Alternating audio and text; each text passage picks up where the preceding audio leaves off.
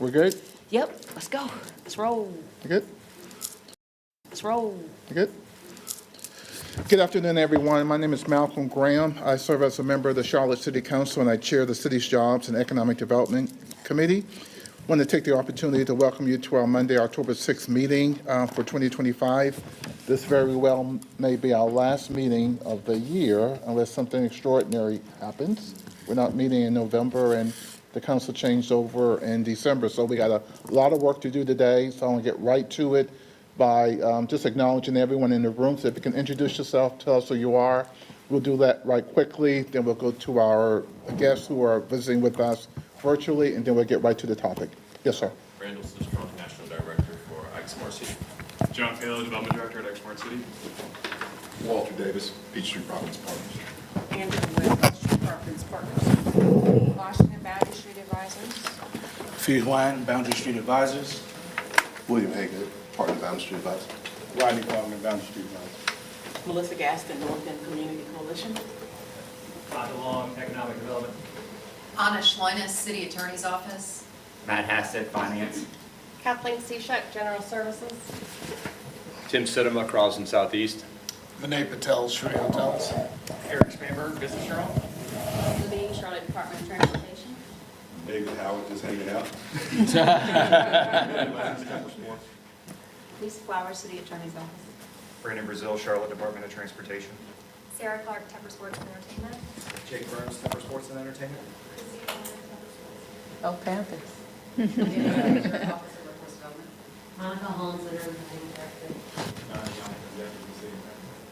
Joe Bruno, Channel 9. Stephen Coker, Charlotte Business Inclusion.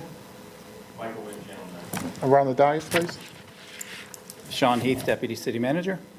Shahid Rana, Director, Economic Development. Allison Craig, Deputy City Manager. James Mitchell, Vice Chair. Marjorie Molina, Committee Member. Ed Driggs, Committee Member. Evan Peacock, Committee Member. Okay. And is anyone visiting with us virtually? Okay, so we have a tight agenda, so we're going to get right to it, but did anybody know the score of the game this weekend? Oh, 27-24, baby. Wait, no, Mr. Chair, we undefeated at home. Hey, we'll That take part. it. So we welcome, we welcome the, our first agenda item is the Bank of America State and Modernization Ground Lease Update. I will turn it over to Assistant Manager Allison Craig to introduce the topic, and then we'll get right into the agenda item. Sure, and I'll just go over the agenda really quick. So we've got 4 items. So Sean's going to provide an update on 2 technical adjustments to the ground lease terms for the Bank of America Stadium. We're going to have an economic development project update. This will, last month we talked about 4 projects, Excelsior, Spangler's Grocery, Duke Raider, and the Institute. You asked us to dig under the cushions a little bit and see what else might be available for funding. So we have an update there. And the third item, digital kiosks. We also heard about that last month as well, about the community benefits of the kiosk and the strategy and the timeline. All 3 of these items are items that there is a request for the committee to move them to full council. And then lastly, the 4th item relates to a referral from the mayor on quality of life and small business support, and that is for information only. And with that, I will turn it over to Sean for item number 1. Thank you, Chair Graham. Thank you, Allison. Let me first introduce the team.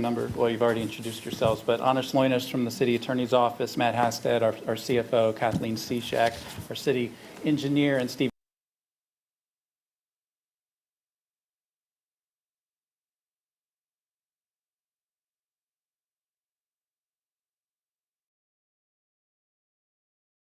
Coker, who leaves our council authorized in June of 2024, and converting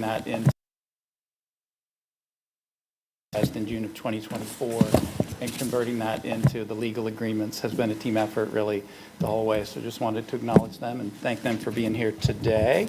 This is a relatively short presentation, so let's jump right in. Where am I pointing? There we go.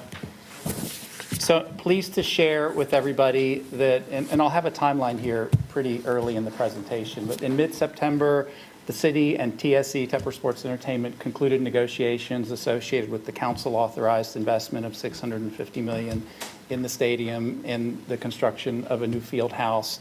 And today, we're back to you, to the committee, to share what I would refer to as 2 technical adjustments to the ground lease terms that we will include on a request for council action Monday night, October 13th, pending positive reaction from the committee today. So the real core focus of this presentation is to focus on those 2, what I would refer to as technical adjustments. It's not intended to be an overall update on the deal itself, but I do have one slide as a bit of a reminder, because June 2024 was a little while ago, for where we left off with council at that time.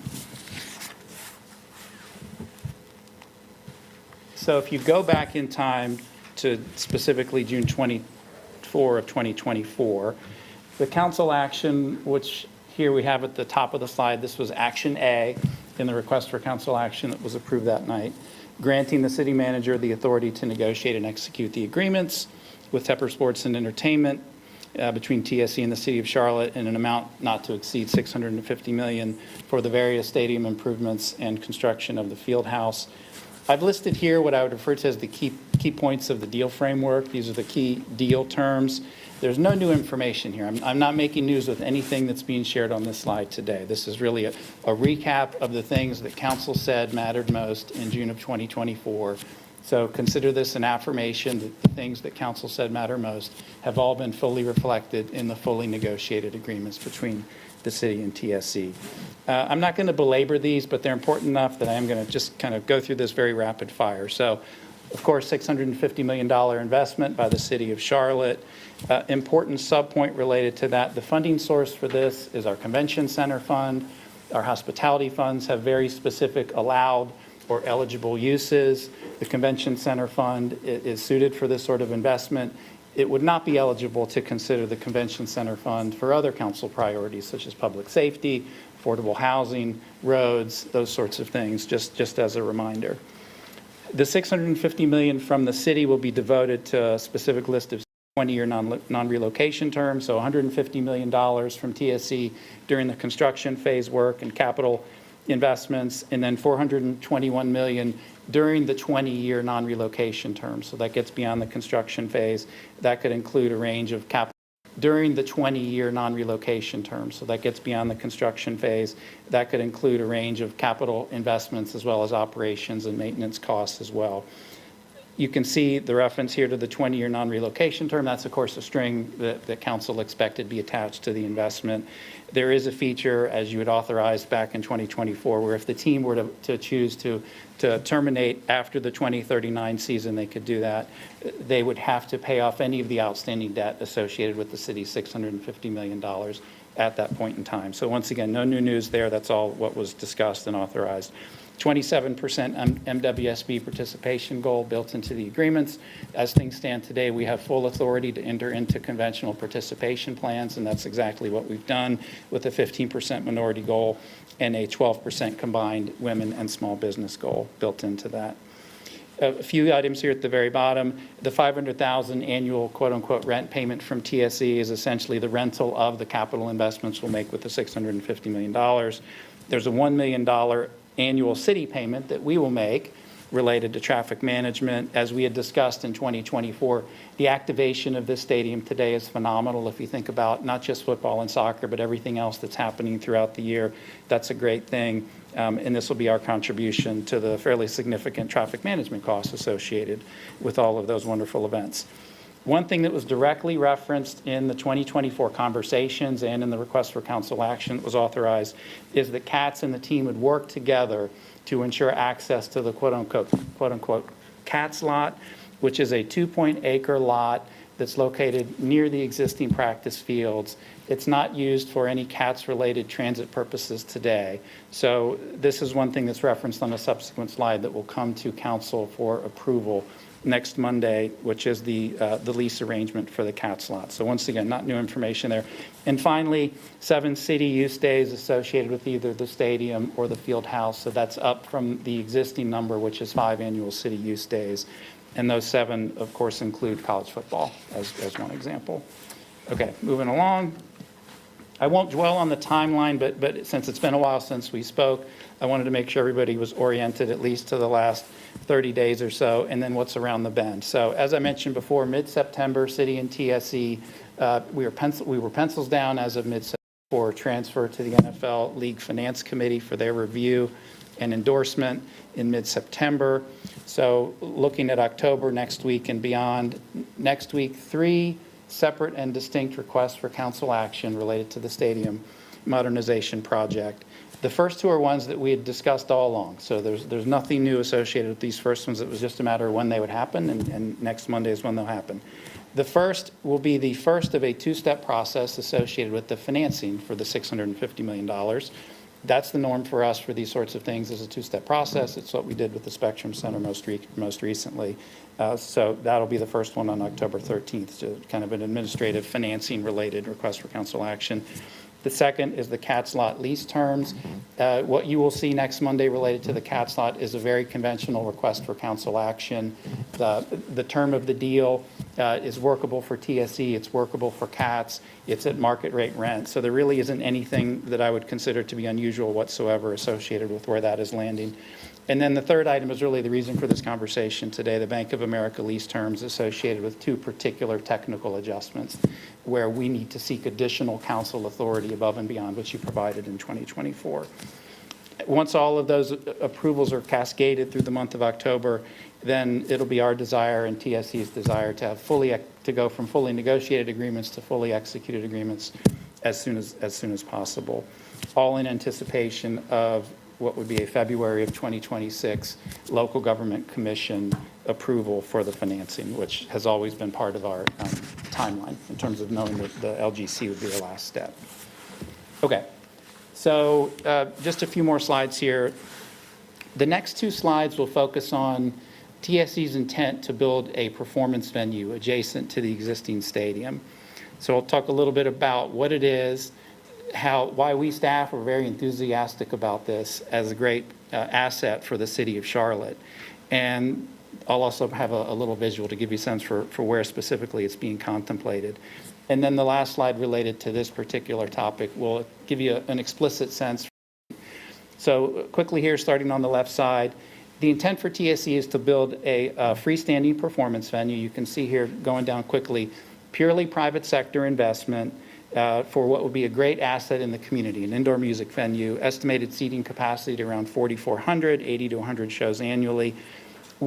If you think about the inventory of performance venues that we have in the city of Charlotte today, what you see is a lot of venues that are kind of in that 200 to 2,000 range.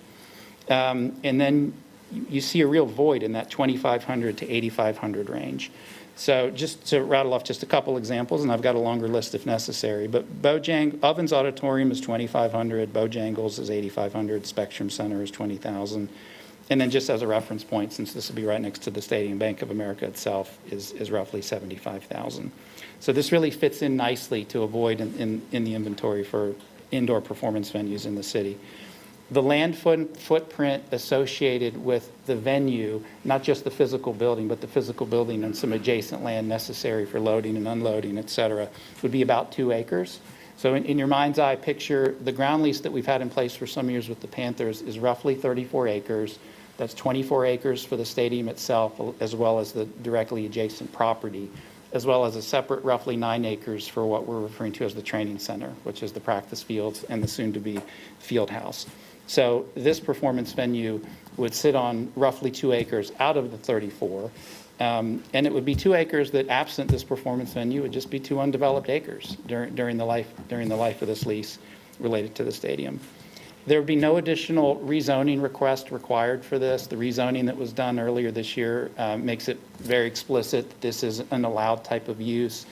And in fact, in the required public session with the community in early calendar year 2025, there was some direct reference to this as an explicit example of an allowed use within this particular zoning designation.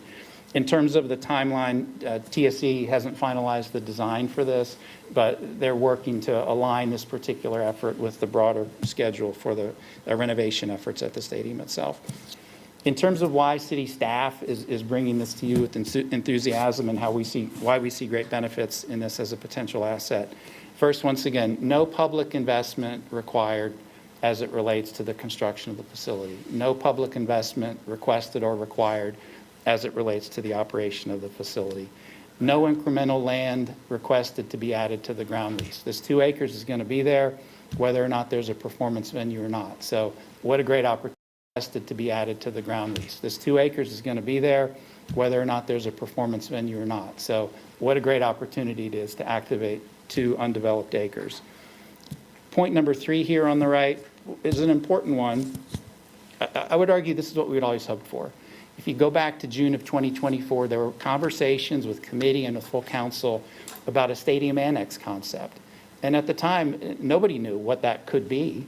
But the whole notion was that there could be an additional asset adjacent to the stadium that could further activate this particular area. And that's exactly what this does. So TSC has been hard at work trying to breathe life into what a stadium annex could really be.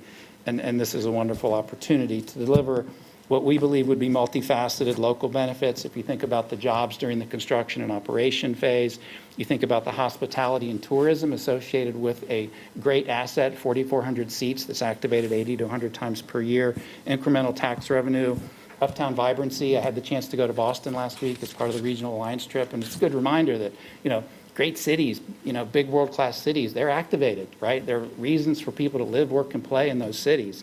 And if you think about what's going to happen with the Iron District, there'd be a great synergy between the Iron District and this particular asset in this part of town. I think it would be just a phenomenal thing to have. And then, as I'd said before, it fills a void in the local venue inventory. All right. This gives you just a rough visual. In your mind's eye, you can see on the right side here is Mint Street. On the top here, you have Graham Street. So this would be the North Gate entrance. Correct. Okay, up here, and you can see the star. This is just intended to give you a rough indication for where the facility could be located. It would be very close to, but it would not be directly connected. It would not be physically connected to the stadium, but it would be very close to it. So just to give you a sense for where this would be. Okay. Last slide on this particular technical adjustment. So when you're working on legal agreements, you do a lot of what if. You ask a lot of what if questions, right? What if, what if? And those are good. Those are good questions to ask. So this technical adjustment to the ground lease term contemplates a particular what if scenario. And that scenario would be as follows. If the team ceases to play home games in the stadium after the 20-year non-relocation term, so that's the tether, right? It's the 20 years. And we want the team to be here forever, right? The city loves having this team here, no question about it. But the non-relocation does expire after 20 years. So if for some reason the team were not playing games in the stadium after 20 years, they could be playing somewhere else in Charlotte, but not in this particular rights, just for the performance venue for an additional 20 years. And so in your mind's eye, imagine, I'd mentioned 34 acres. If the team were to leave that stadium, the agreements that we're working on would allow for the city at that point to to terminate the ground lease. So all 34 acres would come back to us, so to speak. But what this would allow for is, except for the 2 acres where the performance venue is located, they would have the option to go an additional 20 years. And we happen to like that for all the benefits that I mentioned on the previous slide. There's great benefit to us. Hopefully we have a football team and a performance venue forever, but this contemplates that very specific scenario. Now, if that were to happen, so there's no team there, it is a different value proposition for us. And as a result of that, in conversation with TSC, we've worked in a few additional benefits that would accrue to the city in that particular scenario. So if that were to happen, from that point forward, if they were to exercise that additional 20 years, on an annual basis, we would receive $500 as a rent payment associated with that 2-acre piece of land. 500,000. Yeah. Okay. Did I say $500? Yeah. Okay. I left off the K. $500,000 a year. There would also be 5 use days associated with the venue. Those are separate and distinct from anything that we have with the stadium and the field house. And this next one is kind of a what if inside of a what if. So you may be aware that right now next to the stadium there's a roughly 0.2 acre parcel owned by NCDOT. If TSC were to acquire that particular parcel, which I won't go back to the slide, it just so happens the ideal positioning of the performance venue does overlap a little bit with that 0.2 acres. So if the team were to acquire that 0.2 acres and under the conditions laid out on this slide, then we would have the ability of the city to purchase that for $1 if that were to happen. So those three things packaged together, we believed were a good value proposition in what we hope is an unlikely event that the team is gone, but the performance venue is there. So, it's all a little bit nuanced, but it's not the sort of thing that we would have known about in June of 2024 to ask you about. So that's why we're going to come back and ask next week. Okay, so this is it, last one, and this is the second technical adjustment that we'll be requesting. We're pivoting completely from the performance venue. This is completely separate and distinct from the performance venue, but it's another what if. So as the background, as I mentioned before, the training center, once again, this land where the practice fields and the field house are located is currently part of the lease. It's contemplated as part of the lease. It's the roughly 9 acres. The field house itself, just a reminder, that's one of the roughly 10 city mandated projects where we're putting part of the $650 million into it. The what if that's contemplated here is after the 20-year non-relocation term expires, if the team, this one gets real specific, if the team were to relocate and play in another stadium but within the city limits of Charlotte, then TSC would have the option to continue the ground lease rights for the training center. So kind of a similar scenario, right? So for these particular 9 acres, it would give the team an opportunity to continue to use those so long as the football stadium was still within the city limits. It would obviously be a smart thing for the team, and it'd be a very smart thing for us. Anything we can do to help keep football in the city of Charlotte, we believe is a good thing, and in some small way, this could maybe help keep football in the city of Charlotte, even if it was in a different stadium. So once again, not the sort of thing we really could have contemplated back in June of 2024, so we bring it back next week. So that's it. I've got one, this is just a summary slide. There's no new information here relative to what I just shared with you. It's just a landing page for any committee questions. Thank you. All right, thank you, Sean, for the presentation, and let me set the stage for questions.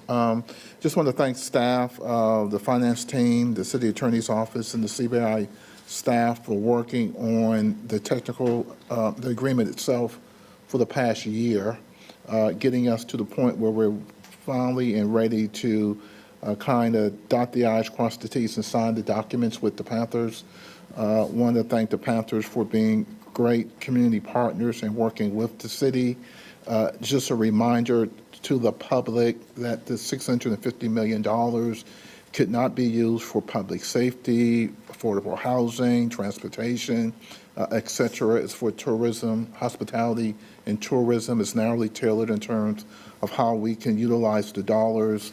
The request before us is to really do 3 things. One, affordable housing, transportation, et cetera. It's for tourism, hospitality, and tourism. It's narrowly tailored in terms of how we can utilize the dollars.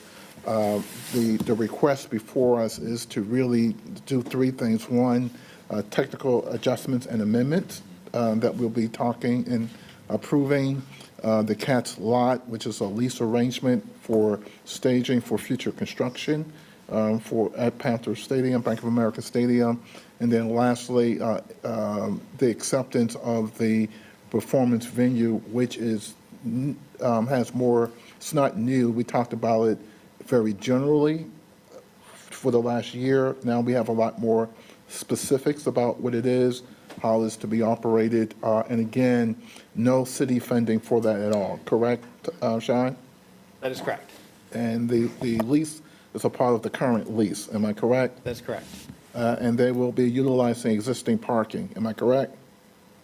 Yes, there'll be no additional parking that the city be required to add to the lease. Okay, so setting the stage with that, I recognize Councilmember Drakes.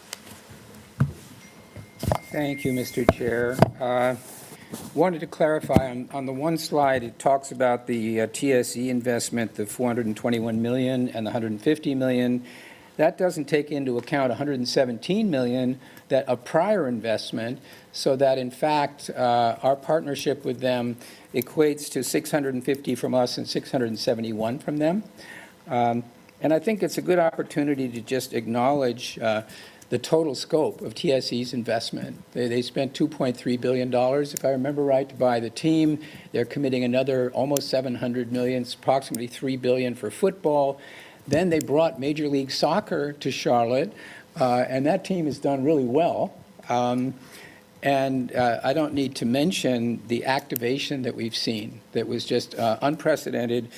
Savannah Banana, Beyonce, the charity for Helene, very exciting events, big events for the hospitality industry. And as I look to the future and we see plans for the Iron District and Gateway, I envision a vitality in this whole area. And the fact that TSE has the potential for additional investment because of Mr. Tepper's resources. So I regard that as a very exciting prospect.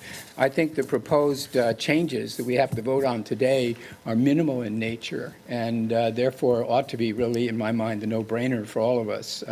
So I'm just looking upon this as an opportunity to say thank you to TSE.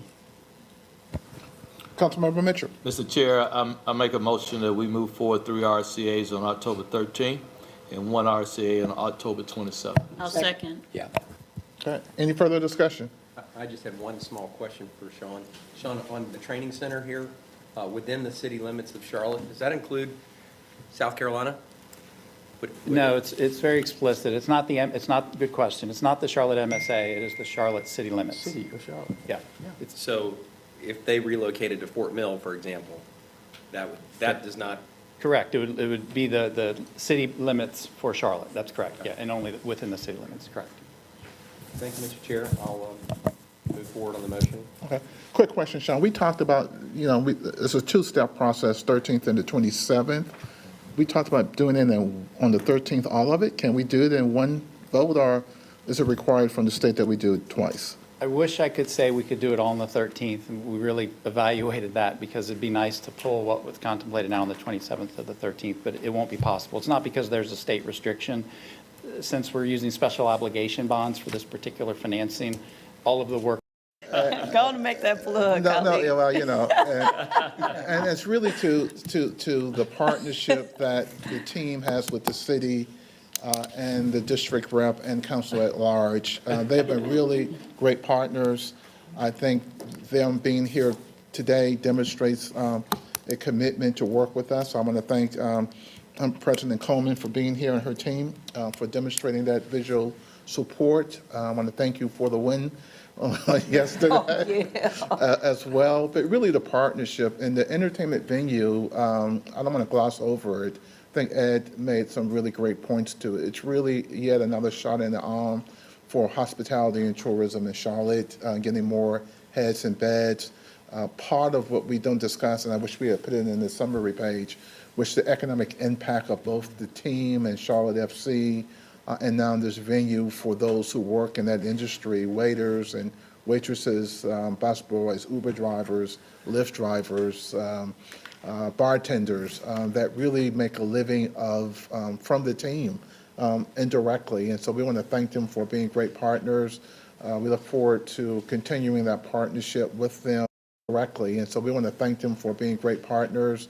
We look forward to continuing that partnership with them and look forward to executing the documents. Again, I want to give a shout out to the legal team and finance because they put a lot of work over this negotiation with the team for the last year. I just want to thank them for their support. And then lastly, Sean, I really, really want to thank you for all the work that you poured into it.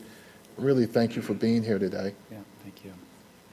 And so Let's vote. let's vote. All those in favor of the Bank of America Stadium Modernization Ground Lease to submit to the City Council for approval, say aye. Aye. Those opposed? Thank you very much. Congratulations.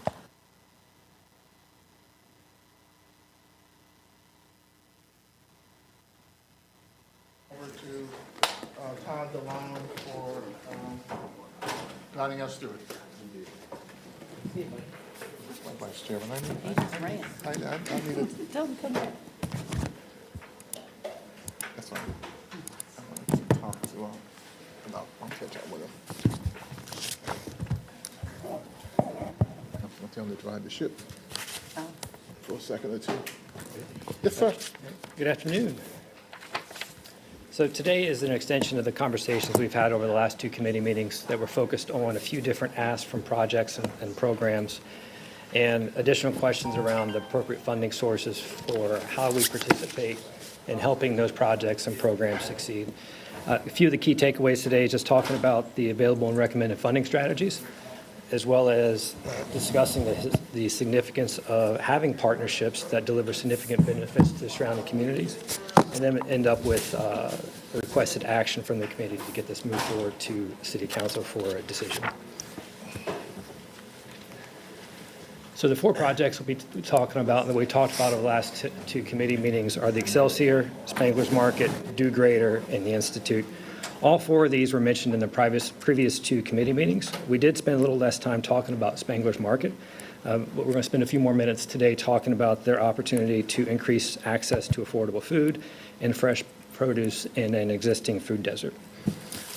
It's also worth highlighting that these projects and programs highlight the importance of partnerships, not just with the key principles of those organizations, but also with our funding partners like the county, Knight Foundation, and LISC, and among others that really help us maximize the leveraging opportunity we have with our investment.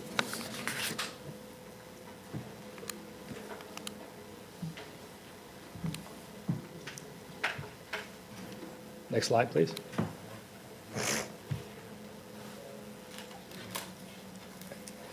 So during our last committee meeting, the development team did a fantastic job of outlining the importance of the historic Excelsior building and its importance along the corridor. I won't attempt to do justice to what they presented last week, but I will provide kind of a quick highlight and just a reminder of some of the things that were discussed in the last presentation. To us, the Excelsior is more than just a building. It's a landmark of Charlotte's history and identity. For over 70 years, it was a gathering place for artists, civil rights leaders, and our city's Black community. It was a safe and dignified place where music, politics, and civic life converged, and preserving the Excelsior is about protecting the original character of the building and safeguarding our cultural legacy in the community. Now, there are benefits beyond historic preservation. This project is designed to restore the Excelsior's legacy while also positioning it for the future. The redeveloped site will celebrate cultural history, support local artists, and provide a public gathering space. It will also include second chance hiring to expand opportunity and will serve as a venue that strengthens neighborhood, identity, and cohesion. In this way, the Excelsior once again serves a crossroads for culture, commerce, and community life, and act as a primary community hub for the Beatties Ford corridor. There was ample discussion in the last committee about the importance of public investment. Public investment in this project is essential because projects like this cannot be realized by private financing and funding by itself. This partnership assures the preservation of a historic landmark and catalyzes new cultural and economic activity along the corridor. The development team has requested $1.5 million from the city and another $1.5 million from the county. The county's Economic Development Committee heard the same presentation that y'all heard last month right after your committee meeting. It was well received by the committee members, and they're planning to take it to the Board of County Commissioners on October 21st for a decision. Next, we'll move on to Spangler's Market. This development is a partnership between Spangler's Market and Boundary Street. We have two gentlemen sitting behind me, William and Rodney. William, like Sean Kennedy from the Excelsior Club, William is a graduate of the Real Estate Development Incubator Program that was facilitated by LISC and supported by the city. Spangler's Market is a proposed full-service grocery store located at 2200 Statesville Avenue, right in the heart of Druid Hills and the Double Oaks communities. Former chef and with a service-driven mentality. While they're currently in California, they do have family ties in Charlotte, and they're excited about expanding their operation, opening a store here in Charlotte. They partner with local farmers, nonprofits, and local food businesses. And what makes Spangler's unique is not just that it'll be a grocery store, but it is a grocery store that is designed with the community in mind. They're committed to hiring locally, creating about 40 jobs, and making sure benefits like WIC and SNAP are accepted. Seniors in the neighborhood will also see discounts and even free delivery options, which directly addresses one of the biggest barriers in food deserts, and that's just accessibility. Being in a food desert, this area has long struggled with limited access to fresh, affordable food, and this is one of our primary purposes for our public participation in the project. This also aligns with other initiatives in the city through our comp plan and corridors of opportunity planning initiatives that are really highlighting the importance of providing healthy food options or access to healthy food options around the community. Gives you a sense of the location. It is located just north of the Double Oaks Aquatic Center and is smack dab in the middle between the Double Oaks and Druid Hills communities. We all know food insecurity is not just about having a grocery store nearby. It's about whether or not families can truly access healthy food on a daily basis. Right now, Druid Hills and Double Oaks residents are forced to rely on convenience stores and fast food outlets that don't offer the variety or the affordability of a grocery store. A full-service grocery store will help change that. It will help lower food costs, improve health outcomes, and strengthen the neighborhood. And there's also an economic benefit. The store itself brings jobs, but it also creates a ripple effect, strengthening the corridor, attracting new investment, and giving residents pride in the community asset that makes their neighborhood stronger and healthier. This is just a snapshot of the current schedule and activity of the market. We're looking to have construction documents completed within the next 60 days, permitting finalized hopefully within the next 120 days, looking at groundbreaking sometime winter of 25 and early 26, and then 9 to 12 months for construction, and then a opening date of winter 26, 27. Now, traditional grocery chains aren't going to locate 26, 27. Now, traditional grocery chains aren't going to locate in an area because the income levels and household density falls below their typical thresholds. That's where it's important to have a public-private partnership to help make this successful. The total project cost is just over $5 million, with most of that being covered by a mix of loans, equity, and grants. The ask from the city is $500,000, along with $1 million from the county. The county has already approved investing in the project to support access to healthy foods in an existing food desert.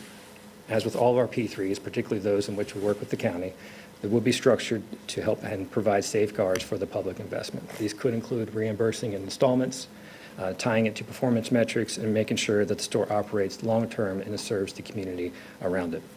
Without this investment, the store simply isn't financially feasible. With it, we do have a chance to improve access to healthy food, create jobs, and revitalize a key and targeted corridor, all while directly addressing a documented market challenge that has kept residents underserved for years. The proposed investment, as I mentioned earlier, also aligns with some of the initiatives we have along the corridors of opportunity, as well as with the comp plan. Next, moving on to Do Greater. This was discussed in the meeting in August. This is they focused on an ecosystem of opportunity. They're more focused right now on the space uptown, with programming focusing on entrepreneurship and innovation, creative tech, creative workforce skills. The construction is almost complete. They have over $4 million in committed and private investment and are seeking $750,000 from the city. The Institute is another organization we discussed in August. They focus on small businesses, nonprofits, and TDCs located in corridors of opportunity. Their programming and services will focus on technical assistance, training and certifications, access to office and meeting space, access to capital through tools like microloans, and they are requesting $1.28 million from the city over a 2-year period. In the last conversation we had, there was discussion and questions about what are the appropriate funding sources. What you see here is a simple matrix that shows the projects at the top and the potential funding sources to the left. We have over $4 million of requested funds and requested support from the city. Right now, obviously, Council's ARPA would be a potential funding source for all 4 of those. Unfortunately, again, we have $4 million of requests, only $2 million that actually sits in that pot of funding. So as we start to look at other opportunities, other funding sources, we look at corridors of opportunity. Now, all of that money has generally been allocated and programmed. There is $1 million that have been allocated to support public-private partnerships, particularly real estate projects in our corridor areas. So this is really the kind of the funding sources that are available to help support some of the projects and requests that have come into us. Again, the request is from 4 projects, is a little over $4 million. There's not enough of the ARPA to fund around, so we've got to look at different sources of funding. Our recommendation today is that we move forward with supporting Excelsior at $1.5 million, Spangler's Market at $500,000, and Do Greater at $750,000. And we continue further evaluation of the Institute at $1.28 million. Today, we're asking for the committee to refer the funding recommendations to City Council for full council consideration and recommend approval. And right now, we are targeting a council date of October 27th for those decisions. October 27th. Thank you, Todd, for the presentation today. Again, this is a continuation of the conversation we had last month. I will state again what I said last month. We got a lot of projects and a little bit of money, and they're all good, and they are community-facing. Many of them really reflect what we're trying to do in our corridors of opportunities, for sure. You saw the staff recommendations. Let's have a discussion around that, and then we will be calling for a vote based on those staff recommendations, which is the Excelsior Club at 1.5, Spangler's Market 500,000, and Do Greater $750,000. The floor is open for discussion. Councilmember Mitchell. Mr. Chair, thank you. First of all, let me echo the comments you made about staff. Thank you so much for getting creative to be able to looking under the couch and some of the sofas to make sure we had enough coins to fund some important projects. And I will say at the very beginning, the first two are not only with the community, with our partners at the county. The county I'm hoping will follow our lead and support the Excelsior Club and displaying the market as well. The county kind of takes responsibility for the food desert, but I'm thankful that we're stepping up and we know how important it is to have a grocery store in that corridor. I would like to have more conversation. My question around Do Greater. And so staff, the $750,000, is that toward program or that's toward construction? Do we know? I can answer that. So it's towards the construction of the project. So it's a $5.1 million capital campaign, and the $750,000 will basically help finish the actual entire project. And they can mobilize within 2 weeks of receipt of funds. Okay. Thank you, Mr. Chair. Other people might want to make comments, but thank you. Those are my initial thoughts. Thank you, Mr. Chairman. First of all, I'm echoing the staff, or echoing the chairman. Thank you guys for your work on this. I am extremely excited about the potential of the Excelsior Club, and I am absolutely enlightened by this idea of the grocery store. Oh my goodness, my eyes lit up. Spangler's Market. In the corridors, this is something that is just such a huge need. And you know, one of my going away requests would be that we look for opportunities to provide grocery stores, especially in the corridors of opportunity, because they are so desperately needed. In many cases, there's only one place to shop within, you know, a certain mile radius. And I think that's a disservice to residents. So as we find those opportunities, I'd like for us to pursue them and be intentional in that pursuit. So very excited about the potential of Spangler's Market. I think the last time we had the conversation around Do Greater, although I understood the mission because I'd met with the leader of Do Greater, I agree in that we need to make sure that we understand what the deliverable is. In other words, Greater, I agree in that we need to make sure that we understand what the deliverable is. In other words, you know, now that the housing and neighborhood, or I'm sorry, the housing committee has come up with new constraints and parameters around what we expect from our partners that are ARPA partners with us. They now have to fundamentally, and I think they have to know this, there's an audit attached to those dollars. And I think that expenditure is something that's held by the recipient. And I know that there's a constraint in the amount of funds to which they receive it. And I'm not specific on, you know, where that number lies, but I know that if, am I correct in that? Like, when we disperse ARPA funds, isn't there like now a requirement that they have to go through an audit, or they have to audit themselves? Am I, maybe someone from our finance department? Do you guys know the answer to that? Hey, Matt. My next question was for you anyway, so I'm glad you're here. Matt Hassett, City CFO. Yes. So I think there are probably two things. I believe that with our financial partners, we're requiring some audits being done as a part of it. I think with ARPA, for any type of federal funds that we receive, there is a subrecipient requirement that they are required to provide reporting to the city and city council as far as how those funds are being used and making sure that they're being met with the targets that we had outlined as a Okay, part of so the contracts. I'm glad you said that. So my question is intentional with the understanding that that is something that either on the front end or the back end would have to be explained as a result of receiving the dollars. Am I correct? Yes, for both ARPA, and then I believe also one of the things council's been working through is financial partners outside of the ARPA funding, but it's any type of contracts we have with the financial partners. There's also reporting requirements for how funds are being used and targets being achieved. Okay, so glad you answered that. That makes a lot of sense. So my subsequent question is, of course, I'm going to ask, where does this leave us with the ARPA balance? Does this deplete the remaining funds? I believe that this recommendation would deplete the remaining ARPA balance for council.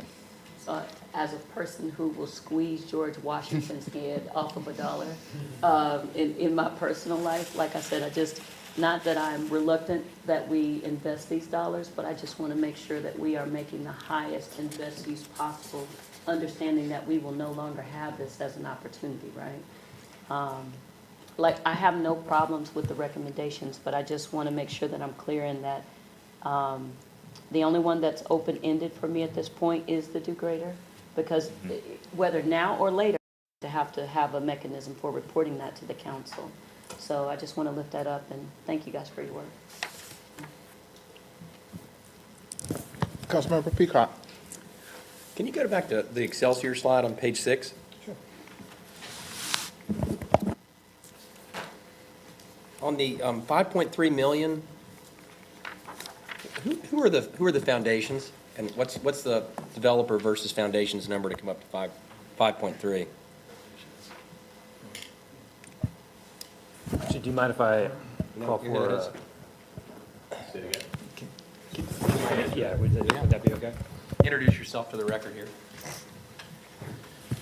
Hi, this is Tim Sidema from Carlson Southeast. Thank you for the question. We are talking to several different foundations right now. We do not have that piece finalized, and the breakdown between the developer and foundations also isn't completely finalized. The developer sponsor will be putting in at least 1.5 million and likely more, and that money's going to have to go in first because we'll have to take the land down before we can actually get started with construction and so on. Next question, Tim, was around just your structure. Is it going to be for-profit or nonprofit? It is a for-profit, but the returns are well below market returns. So I would call it, I'm putting personal money in. Sean Kennedy is on point for this. Unfortunately, he's not able to attend today because he's on a ministry trip to Kenya, of all places, but he's on a plane, I think, right now. But we'll be putting in capital. The returns on that capital are, pale in comparison to what other investments could make, but it's an impact investment for us. And so I'm assuming there'll be some type of governance structure from that standpoint. If these foundations are giving money, typically they want are they asking that for you or at all? I'm just curious. Absolutely. The conversations that we have ongoing with the foundations will require ample reporting and essentially assurance of a whole list of community benefits, including those that you saw on the previous slide. So unlike just a private restaurant, this one's going to have a lot more hands on the table. Obviously, Sean will have the burden of running the restaurant and the operation itself, but he'll have board members that he'll be reporting to throughout this process, I'm assuming. I anticipate exactly that, yes. Okay. All right. That was no further questions, Mr. Chair. I was just going to switch over to Spangler's Market, if y'all are okay. Was Spangler's Market brought to us last time? I don't remember seeing this in our previous So committee. it was labeled as a Statesville grocery store in the previous committee meetings. It wasn't actually named as Spangler's Market in those Right, so the agendas. Spanglers that come on to be sort of the title sponsor to it, is that why it's been given that name? Correct. We've basically had given permission to use their name in a public setting. No further questions, Mr. Chair? Any additional questions? No further. Okay. Any additional questions from the committee? Okay, so we can go back to the recommendations from the staff page. so we can make sure. So staff has made a recommendation that we invest using council ARPA and corridors of opportunity funds for the Excelsior Club, 1.5 million, Spangler's Market, 500,000, Do Greater, $750,000. Again, the Excelsior Club is in District 2. And it's really all three of those items, specifically item 1 and 2, as I said earlier, it's really about quarter revitalization, right? Specifically, the Excelsior Club, we put a lot of effort working with private development on that corridor from Batesford Road into South Street. Here's an opportunity for us to invest on Batesford Road in Oaklawn with the historic Excelsior Club. I suspect sometime the new council that takes its seat in December will be entertaining an opportunity to do something at 5 Point with another grocery store and some apartments later in the 2026. And so this is a part of what I believe is corridor revitalization. We're not investing in a club. We're investing in a corridor, protecting history, legacy, and tradition, so as we are doing with the Spangler's Market, as it relates to addressing the urgent need in that community, food desert. I think our contribution of $500,000 is a good investment. The county is a partner in both of these projects, Excelsior as well as Spangler Market, and I think it demonstrates our ability to cooperate and participate with the county and do greater. Again, I know the organization. I think we can ask some more questions, but I think we ought to refer all three to the council for consideration. So I'll entertain a motion at this time. So move. Second. All right, it's been approved and formally second that we submit to the city council invest in using ARPA dollars, that's a lot, and quarters of opportunity P3 funding for funding the historic Excelsior Club, Spangler's Market, and Do Greater. All those in favor, raise your hand. All those opposed? Good. We're batting 1,000 today. Thank you very much. Thank you. The next item is the digital kiosk. And transportation, and Lindsay from Communication and Marketing.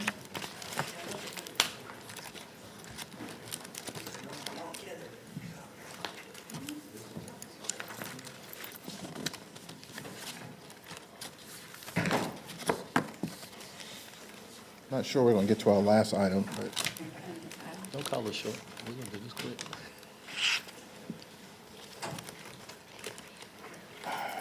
welcome. Thank you. Show is yours.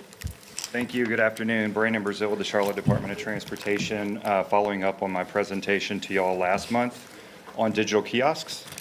So I'll briefly give an overview of what the kiosks are again, as well as some contract terms, and then just talk about some next steps so that we can keep this program moving forward.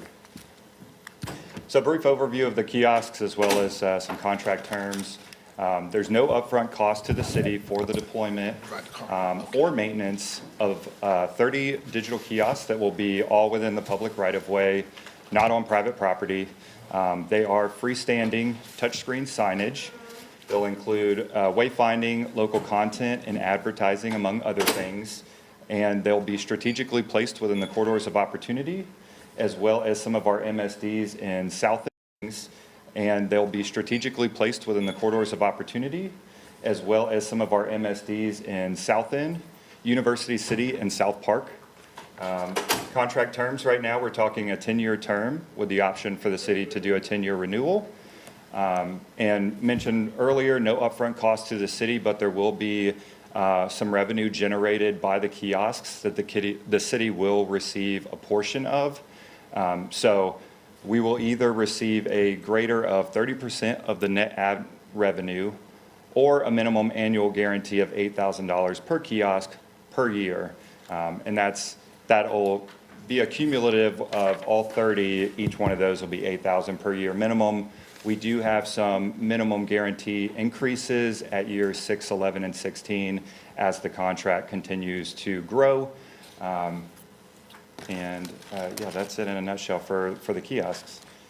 So next steps, we would request that this body move to approve the below that'll go to full council. Right now, we're looking at a tentative date of October 27th business meeting for full council to review this and make a recommendation for approval. So we would need ordinance changes to our local ordinance. Those are the three different sections that would need to be updated. Section 10.1 to add a definition for digital kiosks. Section 10-141 to add that digital kiosk is a form of approved government signage in the right-of-way. And then section 19-208 to allow for illuminated signs in the right-of-way.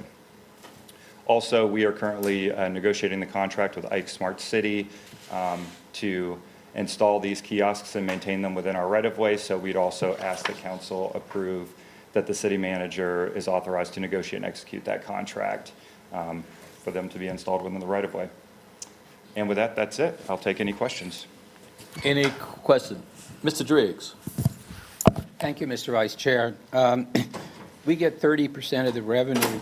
Do we know what the projections are in total for ad revenue and what kind of economics are accruing to the private investor? I just want to make sure that these terms represent a market rate of return to them and not something else. Everyone. You can introduce yourself Yep. as well. John Paley, Development Director with Ike Smart City. Randall Sistrunk, Ike Smart City. So assuming 30 units, the city can expect just over $925,000 annually over the program. And then over the 20-year lease or 20-year term would be $18.5 million to the city. But my specific question, just because it is a partnership, Yeah. is what is the ROE to the private investor?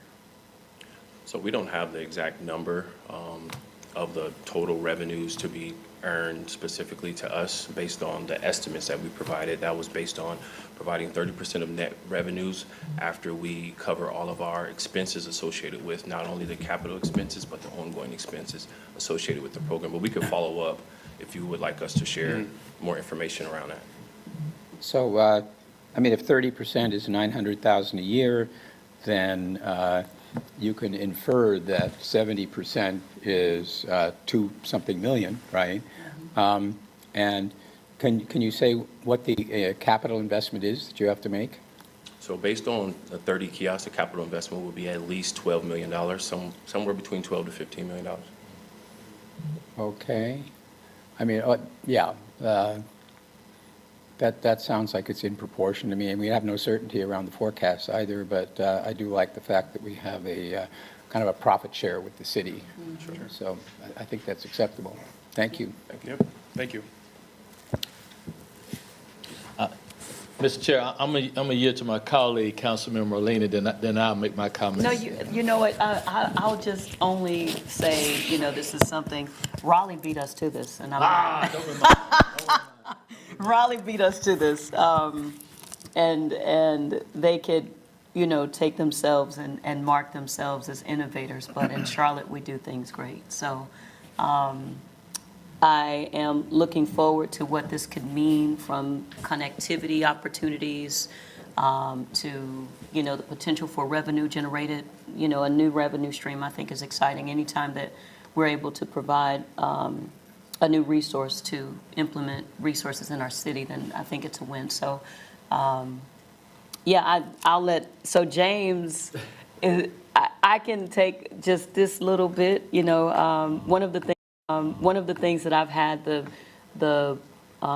is actually my last meeting as a member of this particular body, so it's kind of bittersweet, but one of the wonderful opportunities that I've had is going to the National League of Cities with James Mitchell, who is a past president of National League of Cities, who has made a, you know, indelible mark on, you know, not only that institution, but he's done an excellent job of representing our city on a national stage.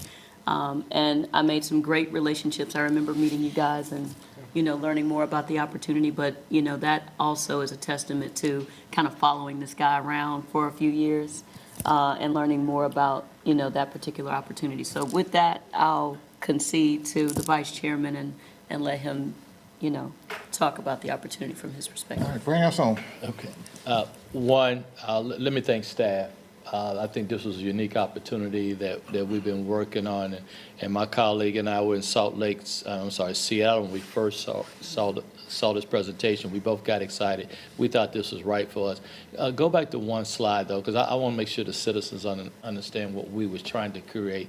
And you can see we are in the corridors opportunity. To the chairman's standpoint, these are the type of things that we do for our corridors, right? We're trying to help those businesses, the residents in the corridor, and then to have our municipal service district also to buy in.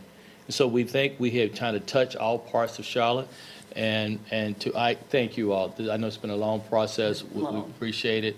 And Mr. Chair, I just said, let's move to approval. Let's get them in there. I'm still working on that shipment to going to Raleigh being delayed. So, Okay, if you could go back to our last page, and I'll be seeking a motion for council action with a proposed date of October 27, revision of section 10.1, 10.141, 10.208 to define for digital kiosks, to allow digital kiosks as a form of signage in the right-of-way, and to allow for illuminated signs in the right-of-way, in addition to authorize the city manager to negotiate and execute a contract with Ike Smart C, LCC. So moved, Mr. Second. Chairman. second. All those in favor? Aye. All those opposed? Congratulations. Thank you. Thank you. That's like 15 and 0, 15 yes votes, no. 15 and 0, 15 yes votes, no votes. That- All right, so Madam Assistant City Manager, we got one agenda item, but there's also 1 o'clock. And so I'll leave it to your discretion of how we move forward with the last one. So I think what we could do today is introduce the topic and the referral and maybe have a brief discussion, recognizing that we are short on time, but I think I would like to at least intro. So there was a referral from the mayor to the Jobs and Economic Development Committee related to small business support. You can go to the next slide and then I'll kick it over to you. Actually, right there, thank you. So just as a little bit of background, the NEST Commission, which is the Neighborhood Equity and Stabilization Commission, which was a group formed out of the comprehensive plan. They were charged to review and recommend specific anti-displacement strategies and tools. And so there was an anti-displacement strategy that was came out in June 2023, and there were a number of recommendations in this document that included a fourth goal that to empower businesses, and their recommendation emphasized the importance of retaining legacy businesses and supporting local entrepreneurship. So this goal in the anti-displacement strategy was really left as a TBD, so work for the future, and I think most of that document really focused more on residential displacement concerns. So the policy question that is for committee is, how can the city partner with Mecklenburg County to ensure measures are in place to mitigate small business displacement pressure where infrastructure investments are being made? And so the charge of the committee is to review current programs and initiatives that support small business, determine any additional considerations needed to support Charlotte's small business ecosystem, and determine any recommended policies approach for consideration by council. So this is, of course, is work that is near and dear to our Economic Development Department and to our director, and I'm going to turn it over to Shaw to kind of facilitate a discussion for committee. So over to you, Shaw. Thank you, Allison. So part of the question was about partnering with the county, and when we talk about anti-displacement strategies and small business development opportunities, really a lot of our common work between city and county fall within, I would say, 5 buckets or focus areas. And that's expanding access to capital. As you all know, the county has a program called MEC Lending, and we also have various programmings that we could help support small businesses with. It's the stabilization of commercial space as well, which really talks to lease and ownership opportunities, or such things such as facade improvements and some of the things that we've implemented through the Corridors of Opportunity program. It's offer technical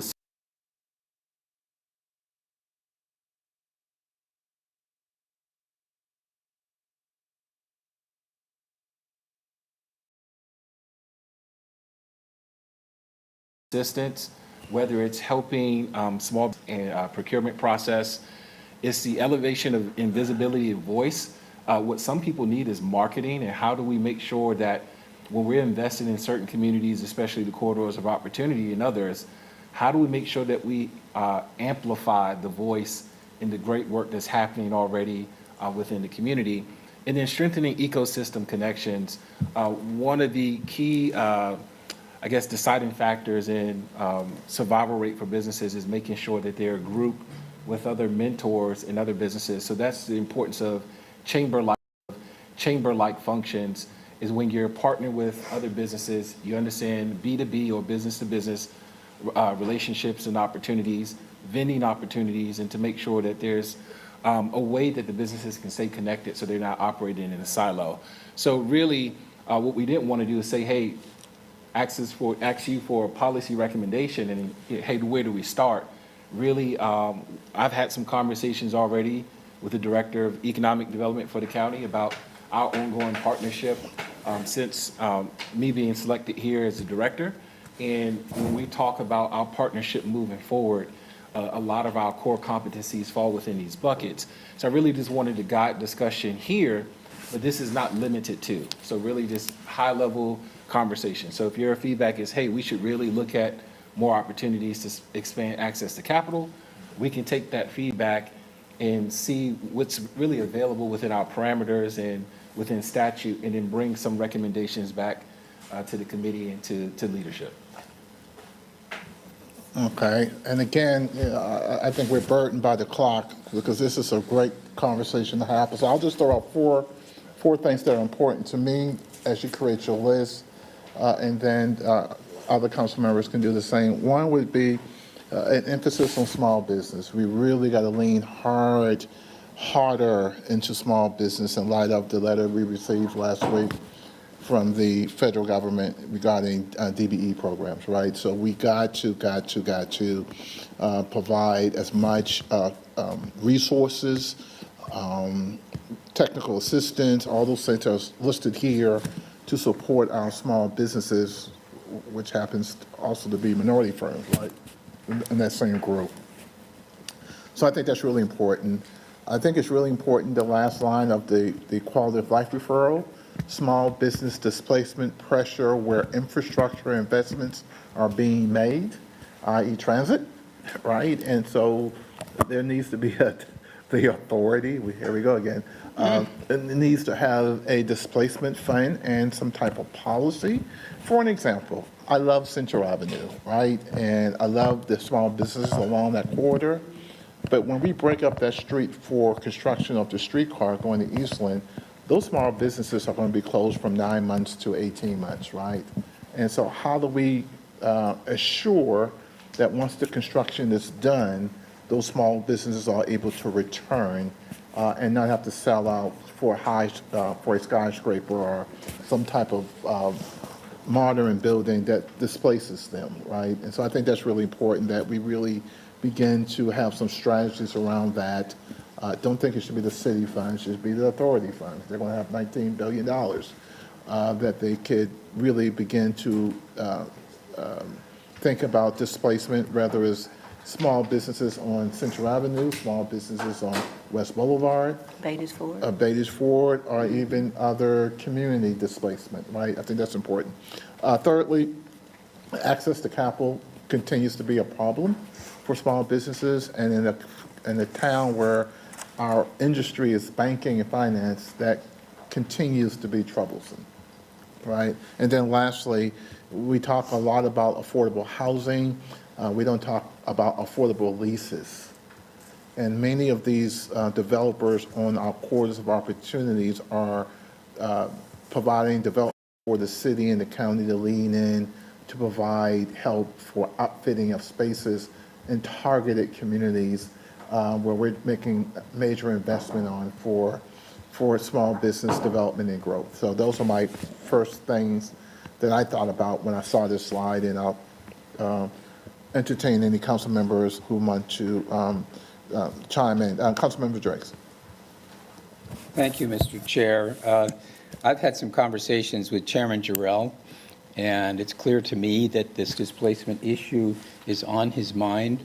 What concerns me is it undermines the feeling that we ought to move ahead with our mobility plan. And I believe we need to address the displacement issue, but it would be a mistake to let that stop us from creating capacity for these investments that the city needs. And I discussed with him the possibility of having, for example, a kind of an emergency relief fund for businesses that are in distress because of the investments, to ensure, kind of like the PPP program, in order to make sure that those businesses can continue to exist as a buffer. In order to make sure that those businesses can continue to exist as a buffer. I don't know if that works. I haven't but I'm just saying, I'm looking for ways, right, to be responsive and to clear the way for us to be able to go ahead with this very important mobility plan, because quality of life in Charlotte will deteriorate. One other thing I'll mention is, in my banking career, we had various structures that we used with things called credit enhancement, where the private bank lends, but there's some sort of credit support. So we could leverage a financial commitment we were prepared to make by discussing with banks, okay, we'll back this thing up as follows, right? And so you make the loan, and then in these circumstances, you have recourse to us. Again, just an idea. I've mentioned it before. It's something I would like to be able to pursue, because and since we are the stewards of public money, we need to be sure that the investments we make in this area are productive, right? And that we're getting the desired results and the intended beneficiaries are seeing the improvement that we intend. So the question is, how can we achieve the biggest positive result with this commitment? But I do hope that the county chairman and others will note the attention that we're paying to this displacement issue and how seriously we take it, so that we will be able to move ahead with our mobility plan. Thank you. Thank you. The district rep from District 5. Thank you, Mr. Chairman. So first of all, thank you for the presentation. Shahid, I think these are thought-provoking, and I'm partial to the chairman, Mark Jarrell, and I. We've been long time together, East Siders. I know him very well. I consider him a friend. Understanding his heart for service and where he lies, I know he has a 1,000% commitment to getting this right. And I'd say that with my eyes closed 10 times. And in that lane, I know that I heard there being something where we put an additional tax burden on the residents by way of another $100 million opportunity. That just, to get to $100 million was incremental, and the Herculean task that the past councils took to go just 15 and now be at 100 for residential purposes, to say we would automatically consider 100 million for businesses and put that burden on the taxpayer is another. I just don't see that being an opportunity that would be viable. But again, I think that would be left up for discussion. But we will have the challenge of the small business owner having to meet, their capital responsibilities as a result of our growing intentions, right? And how we do that, I think, should be ongoing. I'll also say, and this is personal, I'm going to take a moment just to speak this. What we consider small business can be one human being, right? Or it could be someone who employs others.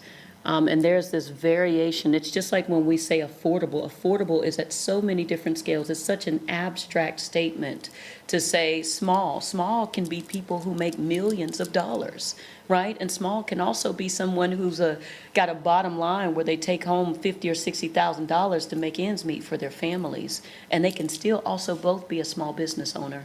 And holding both of those truths in the same lane, I think we have to be very intentional about, when we're speaking, to say exactly who we're talking about when we, qualify the word small, to make sure that we're saying, you know what, we're looking at our business owners that have the potential highest impact based on earnings, right? Because this has to be a quantitative measure. It's not based on some of the things that we're being constrained at the state level by saying, you know, DBE and all of these things, MWSBE, you understand what I'm saying? We're losing the opportunity to say, you know, these qualifying statements based on a number of different minority qualifications. Now it's more of a quantitative statement. So now we need to be specific about when we're talking quantitative. I have always, because of the life I live a life that is multiracial, multi-ethnic, and multicultural. I have raised multi-ethnic, multiracial, multicultural children, and lived in a multicultural environment. And even in all of that, I am informed that if we talk economics, we get race for free. It's a subsequent conversation that's inextricable. So once we start talking economics, we get race for free. It's a subsequent conversation that's inextricable. So once we start talking economics, we're automatically talking about these affected people without even intended to talking about, you know, the people that we would intend to label based on, you know, social classifications, if that makes sense, right? So keeping that economic conversation intact, what I would offer to this conversation is we need to be very specific when we're talking about small. And I think we need to now, since the conversation is being forced to be quantitative, let's have a real quantitative conversation and be specific about the quantitative measures from here to here. This is small. From here to here, this is small. Here is how we intend to impact them, because in those pockets, inevitably, you find the people who need that help. And both fortunately and unfortunately, they meet some of these social, you know, qualifiers. So I'll say that, and I'll leave the rest up for discussion. I'm looking forward to this because quality of life is why we come to Charlotte. Charlotte has this beautiful mix. It's why I came. It, you know, not only just being the big city on the hill, but Charlotte is where I can get a dose of city and I can have a suburban lifestyle. It's why I would live in Charlotte as opposed to other cities, because I've been able to raise my family here. We've enjoyed a certain quality of life, and quality of life is one of the most important conversations that I feel like we hold. So I'll sit that there, and thank you for the opportunity, Mr. Chairman. Thank you. Councilmember Mitchell. Thank you, Mr. Chair, and I'm going to be very sensitive time, and if I'm repeating myself, I apologize, team. I had to step out. So let me quickly go through staff and give my initial thoughts on the expand access to capital. And to me, it needs to be in certain categories. It's expand access to capital on startup companies, less than 3 years.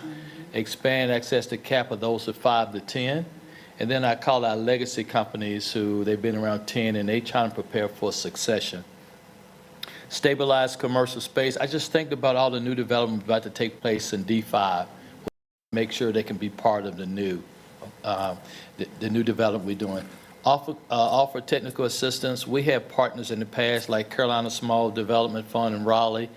We had Mayweather who was helping us on our bond. And so kind of having a menu of who our partners are in that space, I think is helpful. Then the CBIAC has talked about elevating visibility and voice. And so they even challenged us to create a small business hashtag. We don't have enough energy around our small business community. And so they can have their own, I don't know, SB and QC hashtag, right? But something saying we're proud of our small businesses, and we're trying to lift them up. And last but not least, I just think that whole map, when you're talking about the ecosystem, who are our CDFIs that are funding?